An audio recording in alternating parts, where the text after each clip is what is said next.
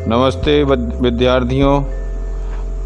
जैसे कि अभी हम आज जो है अपने कक्षा 9वीं की गणित का प्रश्नावली 1.3 पे आ चुके हैं।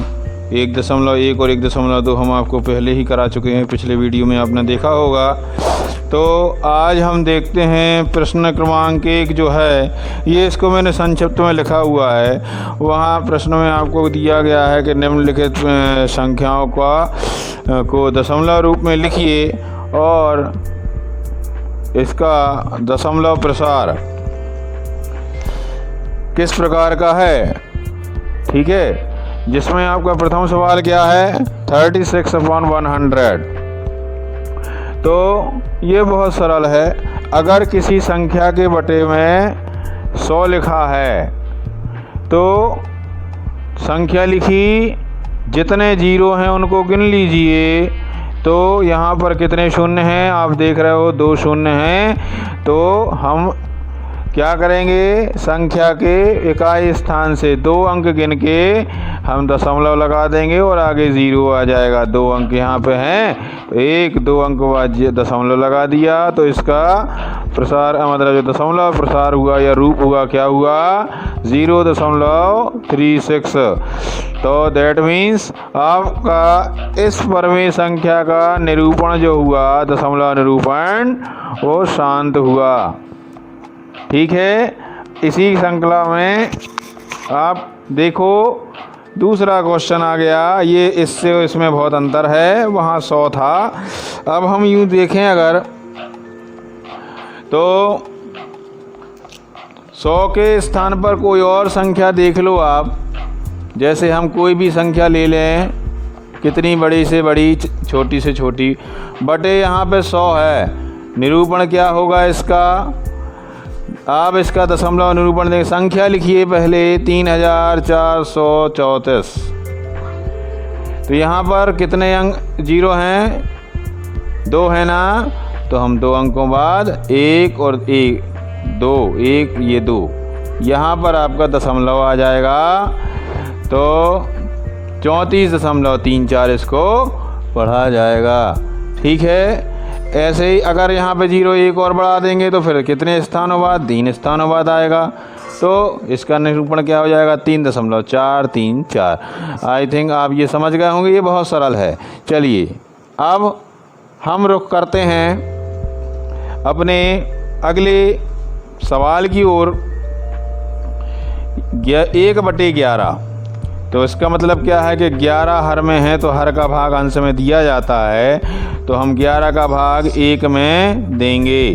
ठीक है, तो क्या हो जाएगा, जब हम 11 का भाग 1 में देंगे तो आप देखो यहाँ पर चूँकि 11 बड़ा है और 1 छोटा है, तो इसलिए 11 का भाग 1 में नहीं जाएगा, तो भागनास्ती 0 आ गया। ठीक है, फिर दशमलव चिन्ह आ गया, तो दशमलव का यहाँ पे 1 0 आ गया। फिर भी देखो 10 हो जाएगा।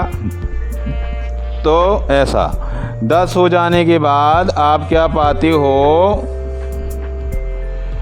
कि यहाँ अभी भी काम नहीं हो रहा। तो हम क्या कर देंगे, यहाँ पर भागनास्ती का 0 लगा देंगे।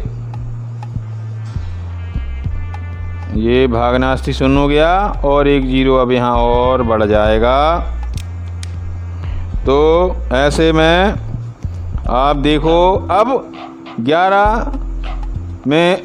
11 का भाग हम 100 में दे सकते हैं। तो 11 इनाम 99, 9 बार भाग गया, 9 इधर लिखा, यहाँ 99 लिखा।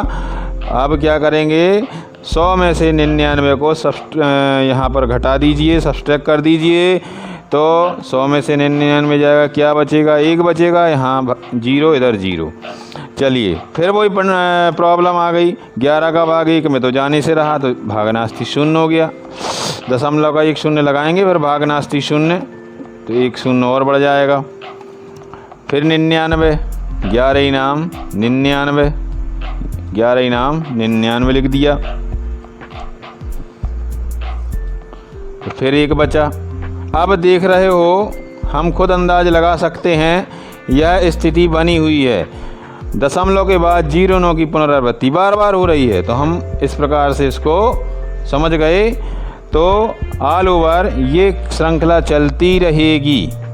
ठीक है, तो हम अब क्या कर सकते हैं, हमारे पास परिणाम आ चुका है कि 1/11 को जो हम लिखेंगे वो दशमलव निरूपण में क्या हो जाएगा, 0.090909 डैश डैश डैश, ये असीमित चलता रहेगा। तो ये शांत नहीं है, मतलब अशांत हो गया। तो 0.09 के ऊपर जिस एक इस संख्या समूह का पुनरावृत्ति हो रही ना, तो उसी के ऊपर हम बार लगा देंगे। ये आपके आंसर है, ये भी आपका आंसर है, ये भी है।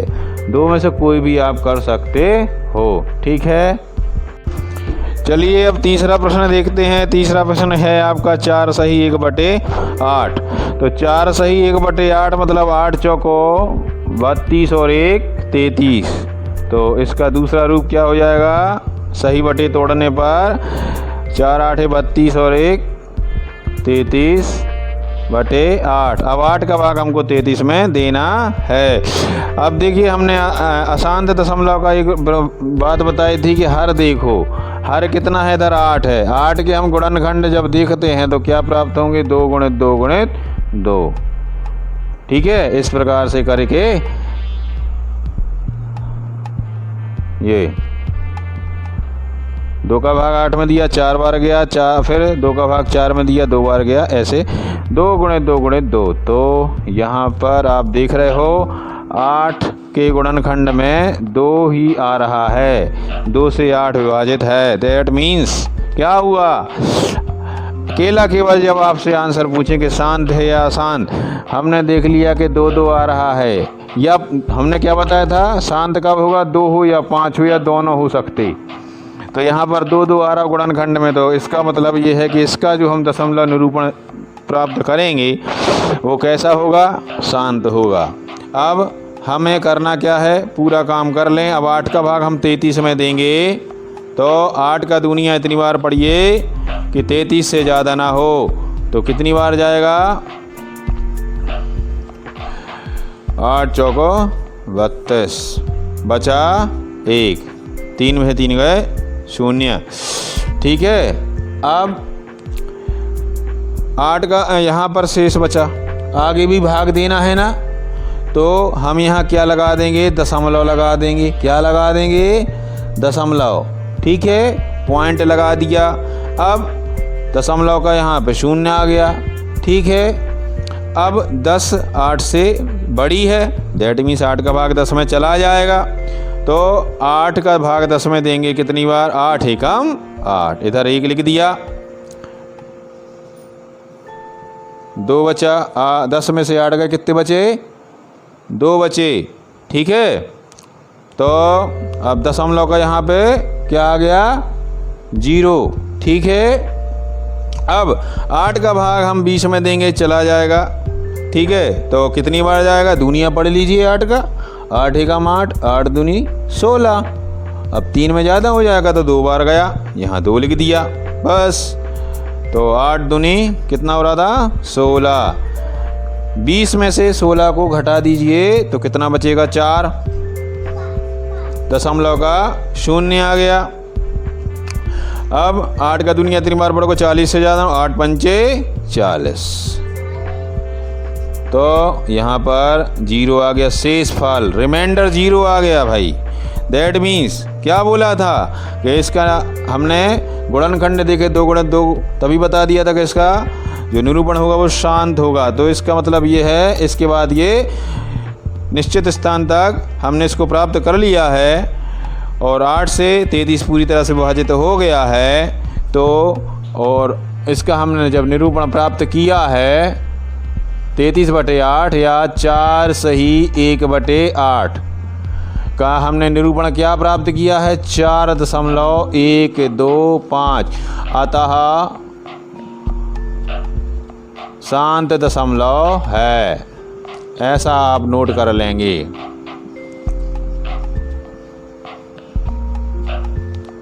ठीक है, बहुत ये नहीं करना है आपको, ये हमने आपको केवल बताया था, देख लीजिए, बहुत सरल रीति है। अब इस प्रकार ही आपको शेष 3 सवाल करना है, ठीक है। तो पहला प्रश्न आपके पहले प्रश्न के हमने 3 सवाल आपको बताए हैं, शेष इसी प्रकार से आपको करना है, ठीक है। आगे देखिए, इसके बाद देखो अगला जो क्वेश्चन है वो क्या लिखा है, वो ये बता रहे हैं कि आप जानते हैं कि 1/7 का ये मान होता है 0.14287 है। वास्तव में क्या कह रहे हैं, लंबा भाग दिए बिना क्या आप यह बता सकते हैं कि इनके मान क्या होंगे, ठीक है। तो हम यदि हाँ तो कैसे, तो हम पहले लिख देंगे हाँ हम प्राप्त कर सकते हैं, ठीक है। तो देखो कैसे, इसका हल देखो, बहुत सरल है। इसका हल देखिए, यहाँ पर आप देख रहे हो 1/7 का जो मान है वो क्या है ये, ठीक है। अब कितने का प्राप्त करना है, 2/7 का। तो हम 2/7 को कुछ इस प्रकार लिख सकते हैं, 2 1 हम 2 करेंगे तो फिर से 2/7 हो जाएगा। तो हमने इसको इस प्रकार से लिख दिया, तो 2 गुणित 1/7 का मान रख दो, ठीक, गुणा कर दो, ये संख्या प्राप्त हो गई। इसी प्रकार से 3/7 लिखा, 3/7 को ऐसा कर दिया, 3 गुणित 1/7 कर दिया, तो 3 गुणित 0.14287 में फिर से गुणा कर दिया, ये मान प्राप्त हो गया। इसी प्रकार से आप आगे के मान प्राप्त कर सकते हो, ठीक है। तो जैसे 4/7 का है तो 4 गुणित 1/7 कर दो, 1/7 का मान रखो, गुणा कर दो, आ जाएगा। ये आप स्वतः आगे का पूरा आप हल कर लोगे, ठीक है, मुझे लगता है कर लोगे। जिन पर गुणा नहीं बनता होगा वही थोड़ी मिस्टेक कर सकते हैं, लेकिन मेरे हिसाब से कर लोगे, ठीक है। आप सभी समझदार हैं। तो फिर से देख लो करना क्या, 1/7 में जैसे 2/7 का मान प्राप्त करना है तो 2 को 1/7 2 गुणित 1/7 लिखा, 2 गुणित ये मान रखा, गुणा कर दिया। ऐसे ही 3/7 का, ऐसे 4 सभी का करना है। चलिए अब अगला सवाल देखते हैं, प्रश्न क्रमांक 3। निम्नलिखित को P/Q के रूप में व्यक्त कीजिए, ठीक है। चलिए व्यक्त कर देते हैं, कोई दिक्कत नहीं, बस इस मेथड को थोड़ा सा ध्यान दीजिएगा, है ना। करना क्या है, सबसे पहले तो माना P/Q बराबर 0. अब यहाँ पे 6 पे बार है तो 6 की पुनरावृत्ति हो रही, 6 को हम कई बार लिख सकते हैं, ठीक। तो इसे हम समीकरण नंबर 1 नाम दे देंगे। अब क्या करना है, यहाँ पर देखिए दशमलव के बाद किस अंक की पुनरावृत्ति हो रही, इतने 1 अंक की, तो हम वहाँ पर 1 0 ले लेंगे, तो यानी 10 बन गया। दशमलव का 1 और 1 अंक है उसकी जिसकी पुनरावृत्ति हो रही, तो 10 हो गया। तो हम 10 का दोनों पक्षों में गुणा करेंगे, यहाँ भी इधर भी, तो क्या पाएंगे, 10 का गुणा इस तरफ कर दो, 10 का गुणा इस तरफ कर दो, तो 10 P/Q बराबर 10 गुणित 0.6666, ठीक। चलो गुणा कर दें तो ये तो ज्यों कहते हो जाएगा, इसमें गुणा करेंगे तो 1 दशमलव पीछे आ जाएगा, तो 6.6666, ठीक। इसको हम क्या नाम दे देंगे, नंबर समीकरण नंबर 2। अब करना क्या है, बड़े में से छोटे को घटा दो, समीकरण 2 में से 1 को घटा देंगे, तो क्या पाएंगे, जब हम यहाँ पे देख रहे हैं तो ध्यान रखना, दायां पक्ष के नीचे दायां पक्ष और बाएं पक्ष के नीचे बायां पक्ष लिख देंगे। तो कैसे,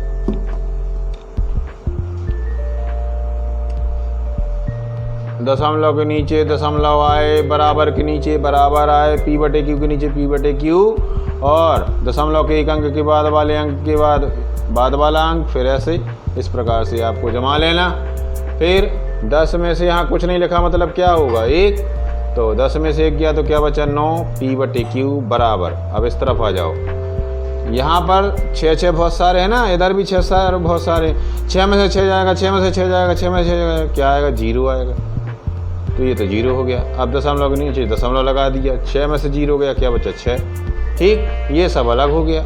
अब क्या बचेगा अलग, 6, तो 9 कुछ यहाँ ले आओ बटे में, तो 6/9, ये 3 से कट रहा है, 3 दूनी 6, 3 तिरका 9। आंसर क्या आ गया भाई? P/Q बराबर 2/3। ठीक, अब इस मेथड को आप अच्छे से समझ लो। करना क्या है, सबसे पहले जितने भी आवर्त है उसकी पुनरावृत्ति कर दो। ठीक, दशमलव के बाद 1 अंक है तो 10 का गुणा करेंगे। अगर 2 अंकों की पुनरावृत्ति होती है 2 का करेंगे, मैंने 100 का करेंगे। 3 अंक हैं तो 1000 का करेंगे। इस प्रकार से ये ध्यान रखिएगा। अब गुणा करने के बाद जो समीकरण बने उसको नंबर 2 दो, 2 में से 1 को घटा दो। घटाने के बाद जो रिजल्ट आया यहाँ पर, तो यहाँ पर जो इसका जो भी ये संख्या प्राप्त होगी उसको यहाँ पर बटे में ले जाना है। और अगर ये कट जाए तो काट दो, नहीं कटता तो जो कहते हो आपका आंसर रहेगा। ठीक है,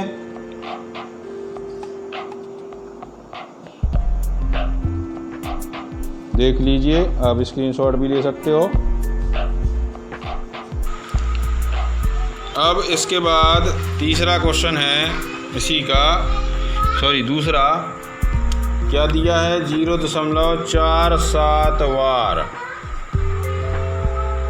इसे P/Q के रूप में व्यक्त करना है, तो वही काम फिर से करेंगे। माना P/Q बराबर 0.4777। ठीक, अब दोनों पक्षों में यहाँ पर देखिए वही काम, दशमलव के बाद 4 है। ठीक है, पुनरावृत्ति किसकी हो रही? केवल 7 की हो रही है, तो पहले हमें दशमलव को यहाँ लाना पड़ेगा। ठीक, ये थोड़ा पिछले सवाल से हटके, हल्का सा हटके है। वहाँ क्या था? 0.0 के बाद ही तुरंत क्या था? इसी 6 की पुनरावृत्ति हो रही थी, लेकिन यहाँ पर ऐसा नहीं है। यहाँ पर एक अंक है ऐसा, उसके बाद जो अंक आया उसकी पुनरावृत्ति हो रही है। तो इसका सरलीकरण कैसे करना पड़ेगा? पहले इस दशमलव को यहाँ लाना पड़ेगा। तो कैसे आएगा? एक अंक है इस दोनों के बीच में, तो यहाँ पर हम 0 लेंगे और दोनों पक्षों में 10 का गुणा करने पर लिखेंगे। कर दीजिए, दोनों पक्षों में गुणा कर देंगे तो 10 P/Q बराबर, यहाँ पर गुणा करेंगे तो 4.777। इसको अब आप समीकरण 1 देंगे। ये पहला समीकरण नहीं बनेगा। ठीक है, क्योंकि समस्या यह है कि ये बार वाली समस्या को हमें अलग अलग करना है, इसीलिए ये सब करना पड़ रहा है। चलिए, अब अगला काम क्या करना है? अभी ये जिसकी आवृत्ति हो रही है वो समस्या तो अभी ज्यों कहते हैं बनी है। इसे हटाने के लिए फिर से देखो कितने अंक की पुनरावृत्ति हो रही? 1 अंक की पुनरावृत्ति हो रही है, तो हम 10 का गुणा दोनों पक्षों में करेंगे। तो कर दीजिए, 10 × 10 P/Q बराबर 10 × 4.7777। ठीक, ये अब 10 का 10 में गुणा करेंगे 100 आ गया, और यहाँ गुणा करेंगे तो एक अंक फिर से इस तरफ आ जाएगा, तो 47.777। अब इसको हम समीकरण नंबर 2 दे देंगे। ठीक, देख लीजिए, समीकरण नंबर 2 दे दिया। अब क्या करना है? वही काम जो पिछले सवाल में किया था। 2 में से 1 को घटा देंगे, इसमें से इस वाले समीकरण को। ठीक है, इस वाले समीकरण में से इसको घटा देंगे तो क्या प्राप्त होगा? कुछ इस प्रकार हो जाएगा काम। 100 P/Q बराबर 47.777 ऋण 10 P/Q बराबर ऋण 4.777। 7 में से 7, 7 में 7, 0 आ गया। दशमलव का दशमलव, 47 में से 4 गए, 43 बचे, और 100 में से 10 गए तो 90 बचे। 90 को यहाँ ले आएंगे तो 43/90। ये तो हो गई लॉन्ग मेथड, ये हो गई आपकी लॉन्ग मेथड। ठीक है, इसके बाद जो अगला सवाल है, जो भी आगे के सवाल है वो आपको ही करना है। ठीक है, देख लीजिए, तरीका वही है। हम आपको अब शॉर्टकट मेथड बताते हैं। अगर ये विकल्प में आया तो, विकल्प में आए यानी बहुविकल्पी प्रश्न आते हैं, तो जैसे हमने पिछला सवाल लिया था 0.6 बार, तो शॉर्टकट मेथड क्या करोगे? 6 लिख दिया, बटे का चिन्ह लगाया।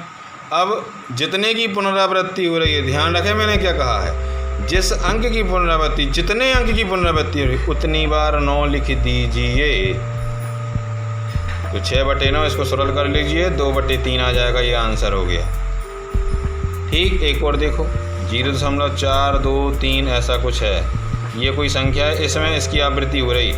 चलो आंसर निकालो 423 बटे, ठीक है 423 बटे। ध्यान रखें ये उसी स्थिति के लिए है जब दशमलव के बाद ही बार वाली संख्या हो। तो कितने अंक की पुनरावृत्ति हो रही? 1 2 3, तो यहाँ पर बटे में कितना आ जाएगा? 999। ये इसका दशमलव निरूपण कटता है, फिर काट दीजिए। ठीक है, देखो समझ गए ये किस प्रकार की स्थिति के लिए है? जब दशमलव के ठीक बाद में बार वाली संख्या लिखी हो। ठीक, अगर ऐसा नहीं है, अगर ऐसा नहीं है, सवाल कुछ ऐसा है, ये है, तब क्या करोगे? तब इसमें करना क्या है? देखो बहुत सिंपल है। जो संख्या है कितनी है? 53। इसमें से वो घटा देना जिस पे बार नहीं लगा। किस पे बार नहीं लगा? 5 पे बार नहीं लगा। ठीक, समझ गए? अब करना क्या है? बटे वाली समस्या को भी सॉल्व कर दो।